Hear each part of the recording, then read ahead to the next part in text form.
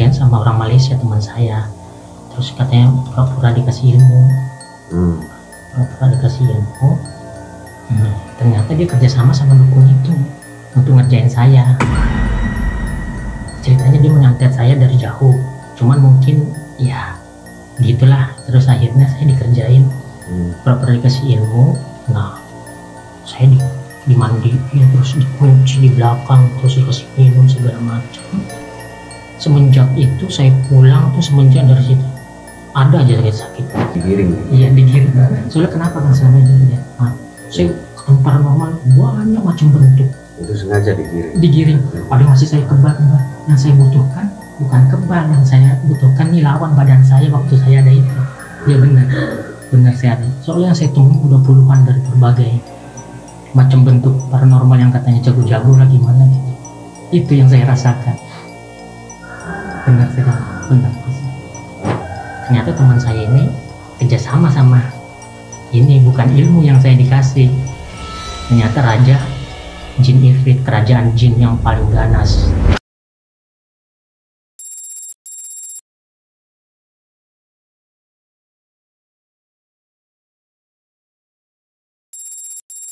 Nggak tahu saya. Itu orang Bugis semua, dari Sulawesi. Saya kira dari sana langsung Bugis. Okay. Tapi lahir di sini? Lahirnya di Sumatera, Palembang. Nah, kok jauh lagi? Iya, biasalah. Kan suka merantau di mana-mana gitu.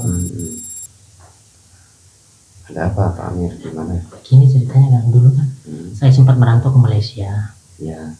Terus di Malaysia tuh saya dikerjain sama orang Malaysia teman saya. Terus katanya pura-pura dikasih ilmu. Pura-pura dikasih ilmu. Ternyata dia kerjasama sama dukun itu untuk ngerjain saya. Ceritanya dia menyantet saya dari jauh, cuman mungkin ya gitulah. Terus akhirnya saya dikerjain, pura-pura dikasih ilmu. Nah, saya dimandiin, terus dikunci di belakang, terus dikasih minum segala macam. Semenjak itu saya pulang tuh, semenjak dari situ ada aja sakit. Gitu. Tapi udah dibuang-buangin sih ininya. Udah, cuman tinggal maksud saya mungkin Akang bisa lihat gitu ya, jejak-jejaknya yang ranteran. Sebab biasanya juga nggak tahu rumah saya di mana, orang di mana, kan saya perantauan kan. Iya. Maksudnya mau dihilangkan jejaknya semua gitu, maksudnya yang udah dibuang-buang itu. Soalnya kadang saya begini, coba nggak ngikutin lagi apa nggak nengok saya yang negatif itu gitu. Kadang saya lagi ini kok terasa kayak, tapi sebentar hilang gitu. Supaya nggak ngikutin, supaya jejaknya itu yang udah dibuang-buang gitu. Dimandiin, terus dikasih makan, dikasih minum kembang itu. Jadi ada yang masuk, saya minum, masuk ke raga langsung. Ada dimandiin sama dukun asli orang Melayu Malaysia sana. Ternyata teman saya ini kerjasama sama ini, bukan ilmu yang saya dikasih. Ternyata raja jin ifrit, kerajaan jin yang paling ganas. Ceritanya. Tahu informasi itu dari? Dari kadang orang yang berobat, yang ngobat-obatin saya juga. Terus kadang kan saya saya juga ada teman-teman dari kerajaan gaib dari Gunung Sindoro. Itu ada, kadang batin saya juga bisa ini, maksudnya bisa berinteraksi. Infonya dari yang ngobatin. Ya. Udah berapa lama itu begitu? Dulu dari tahun 2000, saya kenanya itu dulu tahun 2017. 2017. Kalau dulu sebelum diobatin memang maksudnya kesana kemari, memang saya nggak bisa kemana-mana. Maksudnya itu memang otak saya kayak kunci gitu, maunya ngejogrok aja kayak orang linglung, kayak orang itu. Sebelum berobat ke beliau-beliau ini, memang saya rasa memang beliau membantu saya, gitu, yang ngobatin saya. Sebab saya bisa rasakan sendiri, dia berburu ke Cirebon, maksudnya jalan-jalan ke yang deket-deket aja tuh nggak mau keluar, nggak bisa gitu. Kayak otak saya ini kayak kekunci semua gitu. Jadi di rumah aja gitu? Iya, di rumah aja di sini. Orang nggak jelas. Berapa lama itu di rumah? Wah, kasusnya itu lama kan, ada sampai 2000 berapa itu ya? Nggak mau jauh tuh berapa lama? Dari sampai tahun 2020, dari tahun 4 tahun kayaknya. Lama ya. Itu perasaan tuh nggak mau jauh aja gitu. Iya. Malas, pengennya di tempat Iya, aja. di tempat aja. Yang saya rasa sih batin saya kayak dikunci gitu, maksudnya tuh Iya. didiemin. Sampai itu yang ngobatin saya waktu itu, beliau itu bantu saya sampai Sukmanya yang dukun Malaysia itu masuk kan, ke raga-raga itu, sampai orang Banten juga sih ngobatin. Nah, sampai dia bertarung gitu secara batin. Karena saya diobatin sekali, 2 kali, 3 kali. Mungkin dia kirim-kirim guide-nya terus kan, udah titin terus akhirnya dia maju. Nah, maksud saya tuh saya mau bersihin total jejaknya gitu. Saya apa ada Halibut Goib gimana gitu. Terus kadang saya ini kan waktu, maksudnya buat pengalaman, buat nambah wawasan buat saya. Kadang dulu saya juga bisa kayak ngobatin santet gitu, kayak kalau datang pasukan saya itu, saya kalau itu kira-kira gaib tuh saya jelas ngelihat sendiri bangsa jinnya bentuknya apa gitu. Saya bisa ngangkat, pernah bertarung, pernah secara ini batin ngelihat sendiri gitu. Sekarang usia berapa? 38. Maksudnya ngalamin tentang batin kegoiban tuh alhamdulillah terang benderang gitu, udah pernah ngalamin. Waktu di usia? Baru-baru ini 37. Gitu.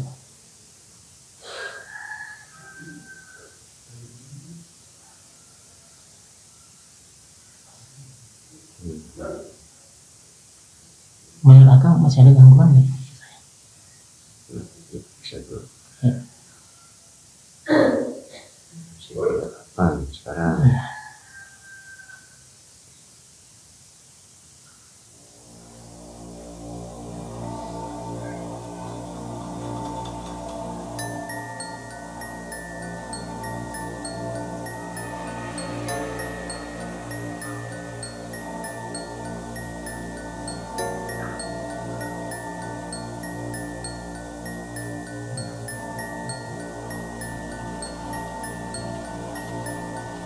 ini pakai duit pun pelajar juga nih. Iya. Sorry.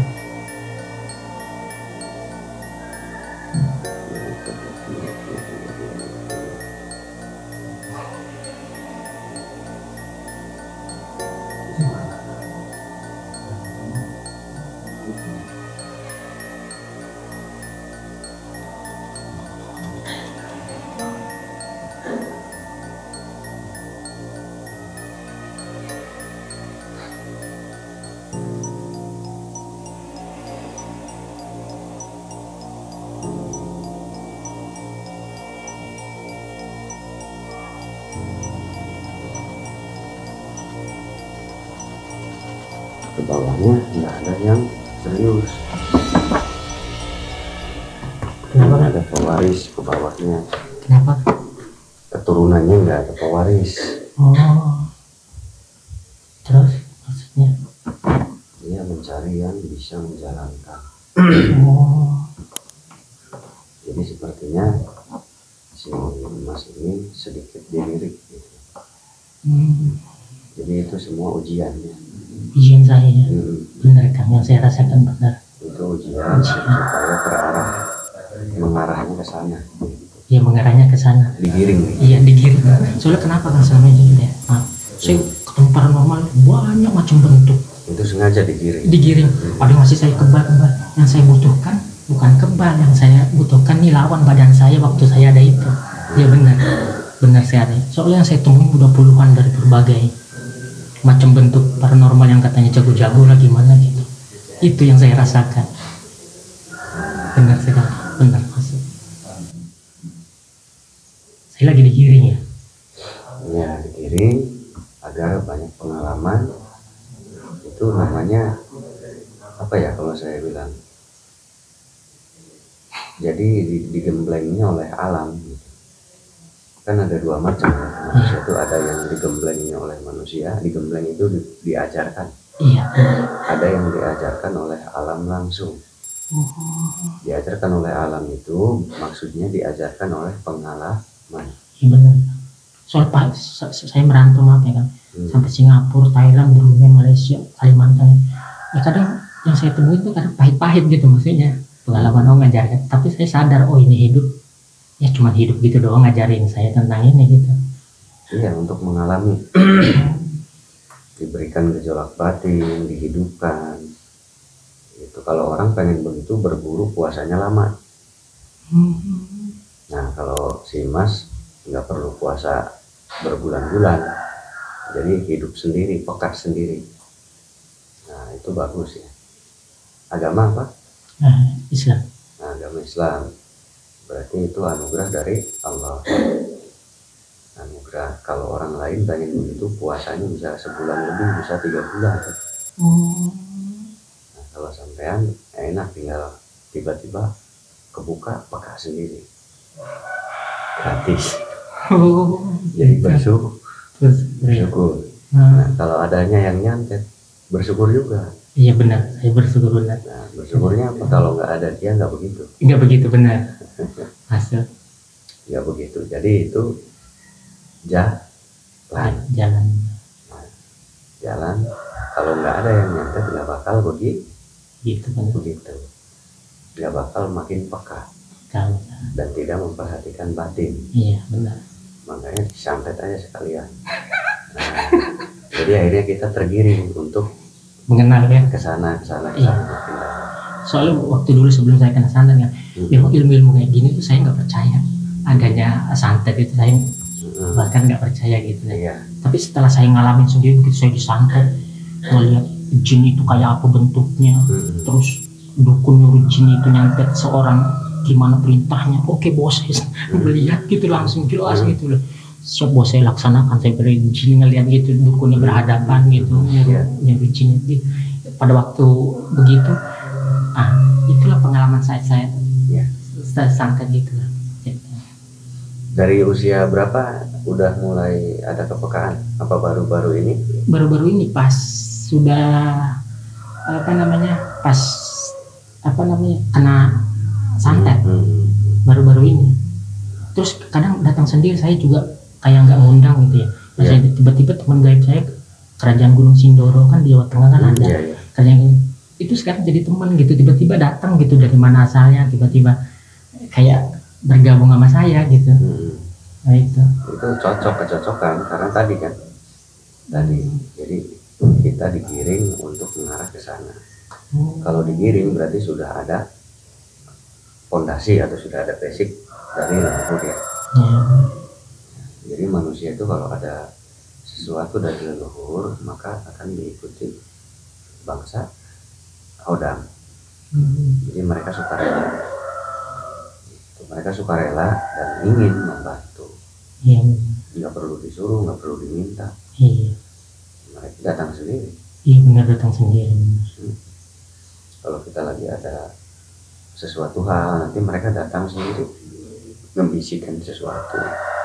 Nanti bisikan itu benar terjadi. Nah biasanya ada yang sering begitu. Misal ada apa, nanti dia tuh suka ada ngasih tahu, jangan di sana, jangan di sini. Nanti itu benar, yang dia beri info itu benar. Tapi kalau sekarang saya ini masih ada gangguan apa nggak ada menurut? Masih kan? Masih gangguan. Tapi nggak seberapa kencang kayak dulu sebelum diobatin kan? Kelihatan. Sekarang sih standar ya, nggak berbahaya buat kita. Masih dari mana gangguan menurut kakaknya? Masih dari jejak sana apa dari mana menurut kakak? Nggak tahu tuh, nggak ada jejaknya. Nggak ada jejaknya. Cuman masih ada sisa-sisanya. Iya benar. Tapi nggak berbahaya ya. Nanti itu bisa hilang sendirinya sebetulnya. Semakin kita kuat, semakin jadi dia hancur sendiri. Nah, soalnya katanya dulu ditanam gitu. Nggak ada ya. Tapi kalau sisanya ada, bekas sisanya mungkin itu yang disebut ditanam ya. Yang sisa-sisanya, Hmm. karena sisa-sisanya masih ada. Kalau diambil gitu nggak bisa ya Bang? Diambil gitu dia. Iya, nanti diproses. Ini mau diproses nanti. Maklum saya juga lagi belajar tentang benar-benar apa kayak apa sih ilmu gaib itu. Ilmu gaib itu ilmu yang tidak dilihat mata, intinya. Disebut gaib itu karena tidak terlihat oleh mata lahir. Disebut gaib tidak terlihat berbentuk. Ini berbentuk ya. Nah, nggak terlihat bentuk begini disebutnya ilmu gaib. Gitu. Terus apa aja ilmu gaib? Ilmu gaib itu banyak. Hipnotis ilmu gaib bukan? Ilmu gaib, hipnotis juga. Bisa ngelihat nggak hipnotis? Bisa dilihat nggak ilmu hipnotis? Nggak bisa. Nggak bisa. Nah itu juga Cuman- bagian dari ilmu gaib. Cuma energinya doang. Nah, jadi ilmu gaib itu luas. Salah satunya ilmu hipnotis itu bagian dari ilmu gaib. Karena ilmu gaib itu yang tidak berbentuk dohir. Iya, soalnya kadang gini, kalau misalnya kita tahu ilmu gaib ya, kadang kita sangka ilmu kita tinggi gitu kan. Kalau kita belum beradu sama orang, kalau kita merasa jago, masih belum beradu sama A, B, C, D, E, F, kita belum tahu ilmu kita tuh sampai di mana kemampuannya gitu. Maksudnya begitu dalam artian ilmu gaib gitu. Kadang kita udah merasa jago nih, punya ilmu apa gitu. Di sana di Malaysia mungkin punya ilmu lain apalagi gitu yang lain ya, itu maksud saya yang ilmu gaib itu, maksudnya di atas ilmu. Kadang kalau kita belum bertanding, belum kita ibaratnya belum itu kita nggak tahu ilmu kita tuh setinggi apa gitu. Iya. Itu yang saya maksud. Iya. Itu tolak ukurnya sulit ya. Ya. Harus belajar serius. Kalau belajar serius nanti ada tahapan-tahapan ilmu, ada pembelajaran ilmu. Nah, kalau si Mas Amir ini dasarnya sudah sangat bagus sekali ya. Itu dasarnya sudah sangat bagus, tinggal mengembangkan aja. Tinggal mengembangkan karena saat ini sedang dikirim ke arah sana supaya mengenal dunia itu. Supaya mengenal dunia gaib itu apa sih? Dunia gaib itu apa sih? Jadi perlahan-lahan digiring ke arah sana. Itu terlepas kembali mau diseriusin atau enggaknya itu kembali ke Mas Amirnya ya. Nanti sebenarnya tujuan kakek saya mengirim begini sebab tujuan beliau tuh menurut Akang tuh apa maksudnya? Maksudnya menurut saya mau dialihkan kemana untuk pengobatan, membantu sesama manusia apa bagaimana sebenarnya? Tujuan beliau waktu masih lampau saya ingin tahu. Pasti kan ada tujuannya. Ya, untuk memegang ilmu-ilmunya. Memegang ilmu-ilmunya dulu. Ya, tujuannya sama. Kalau untuk ini mengobati dan lain-lain itu kembali ke pikiran kita. Gitu. Kalau leluhur ya, yang penting ada yang menguasai keilmuan. Itu sudah berbentuk lepas tanggung jawab. Karena sudah amanahnya sudah diserahkan ke penerus. Gitu. Terus untuk menguasai itu semua apa yang saya lakukan? Perbanyak ibadah gitu maksudnya. Harus membersihkan hati. Bagusnya belajar. Dengan belajar lebih cepat. Kalau nggak belajar ya lama. Bisa sendiri gitu. Bagusnya belajar. Gitu. Belajar zikir, belajar wirid supaya lebih memahami. Dan boleh belajar ke tempat-tempat pembelajarannya supaya lebih banyak lagi wawasan, supaya makin cepat jadinya. Tujuannya ke situ. Karena ilmu wawasan itu wadah ilmunya. Kalau nggak ada wawasan ya ilmunya susah untuk menguat, jadi nggak bisa menguat, nanggung terus. Jadi nanggung terus gitu. Tapi kalau kitanya bertambah wawasan, ilmunya makin jadi makin kuat, jadi wawasannya ditambah. Kadang sih kalau kayak gitu kayak ada bisikan sendiri sih, misalnya saya dikasih pengertian bahwa apa yang kamu lihat tuh manusia itu satu sama kamu sebenarnya. Kadang ada bisikan tentang begitu gitu maksudnya ngasih tahu tentang begitu. Tadi udah jelasin barusan. kadang dikasih tahu nanti itu benar terjadi. Iya benar terjadi. Misalnya kayak orang mau meninggal nih, saya lihat orang ini. Cuman saya takut ngomong gitu. Itu mau.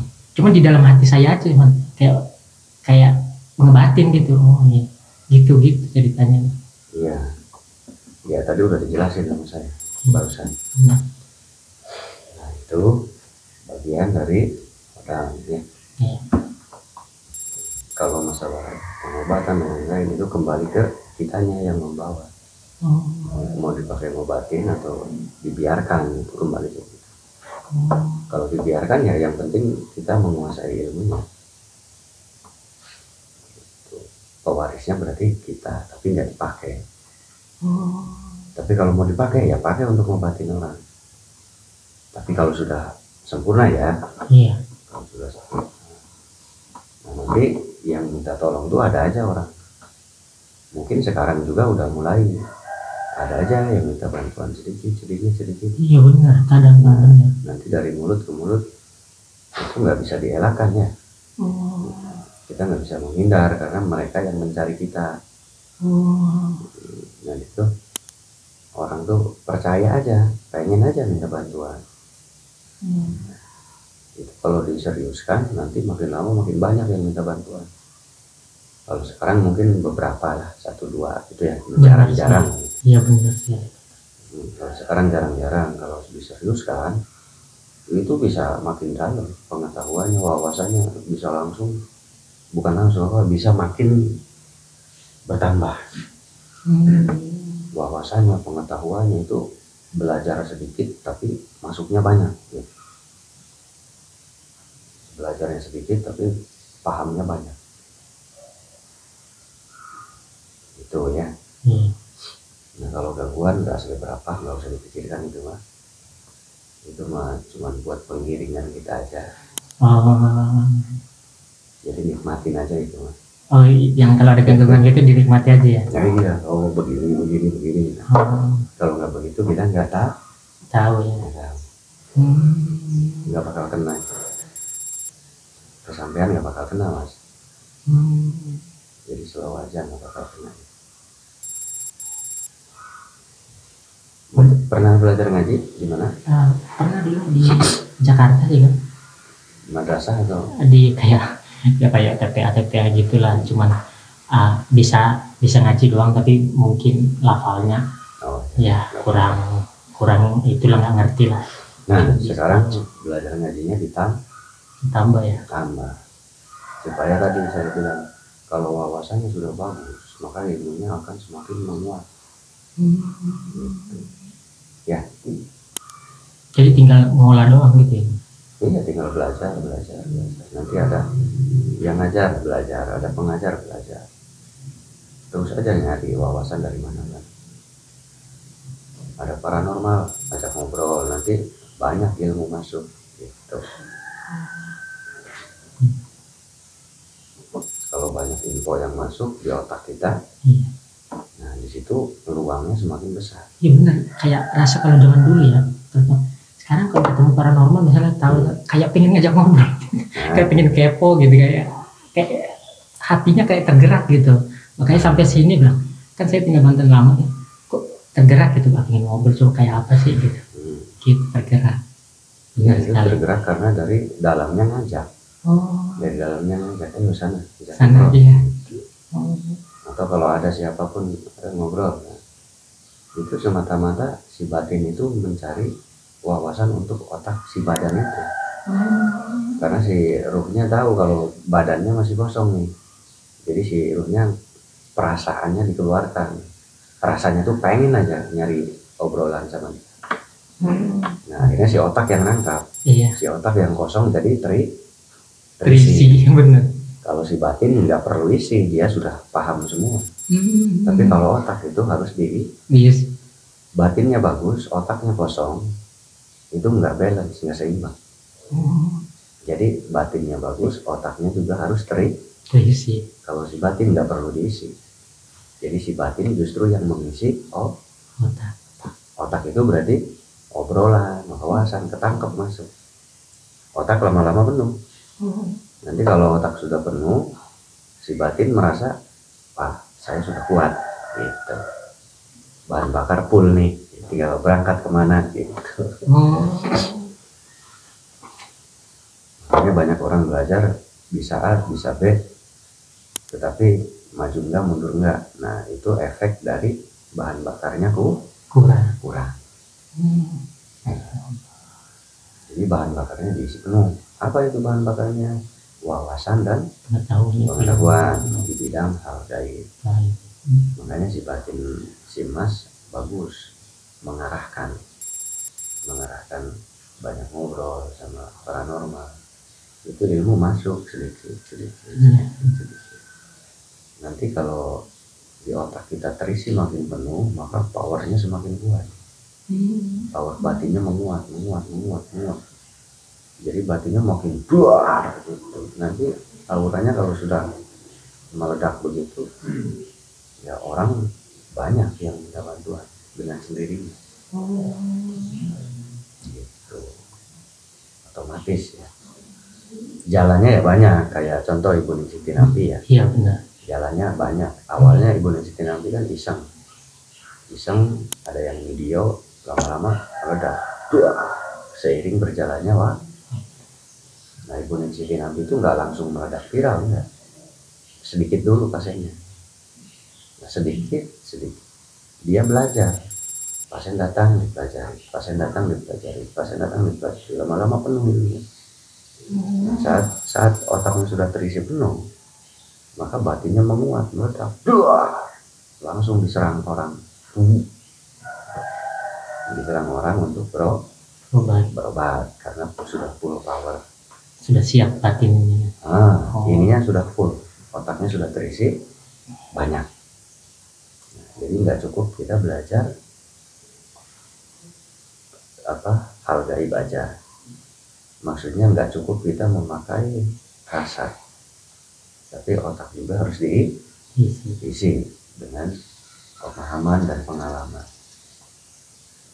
Makanya guru terbaik pengalaman, dan Ibu Ningsih Tinampi gurunya pengalaman, langsung mengalami harus gini. Lama-lama penuh wawasannya, ya makin ramai itu ya. Beda dengan yang belajar. Kalau yang belajar beda lagi kan, menempa ilmu ya. Yang diisi itu otaknya dulu, pikirannya dulu diisi, batinnya sedikit sambil jalan. Gitu. Kalau orang-orang tertentu, kalau sampean itu kayak Ibu Ningsih, kemampuan dulu yang keluar, kemampuan nanti mengikuti pemikirannya sambil jalan. Nanti udah penuh, gitu. Kalau yang belajar begini kayak santri beda, yang diisi pikiran dulu, batinnya sambil jalan pelan-pelan. Sebaliknya, nah, kalau orang biasa ya, sebaliknya. Tapi kalau diberi kelebihan, ya itu sebaliknya, batin dulu yang hidup, pengetahuannya kurang. Saya pengetahuan benar tentang nol. Iya, pengetahuannya nol, tapi kemampuan dulu hidup. Kalau santri beda, pengetahuan dulu, kemampuannya nol. Sebaliknya. Sebaliknya. Ya udah, kita langsung proses dulu ya. Kan meminta tolong ini bisa masih auranya di seperti acak-acakan apa menurut Anda? Iya, ini sekalian nanti. Sekalian proses. Dilanjut aja ya. Iya. Terus dikembangkan, saran saya sih dikembangkan. Bakatnya sudah bagus. Nanti ini mau ditata ya. Penempatannya ditata supaya stabil. Ada di sini, maaf Bang, saya nanya. Di sini kalau belajar kesepuhan itu syarat-syaratnya apa aja? Syaratnya bisa baca Quran dulu. Oh, kalau kesepuhan itu. Satu, bisa baca Quran dulu. Nomor 2, ada biaya pendidikan. Biaya pendidikan kalau mau tanya nanti ke Ustaz Farhan tanya ya. Ustaz Farhan.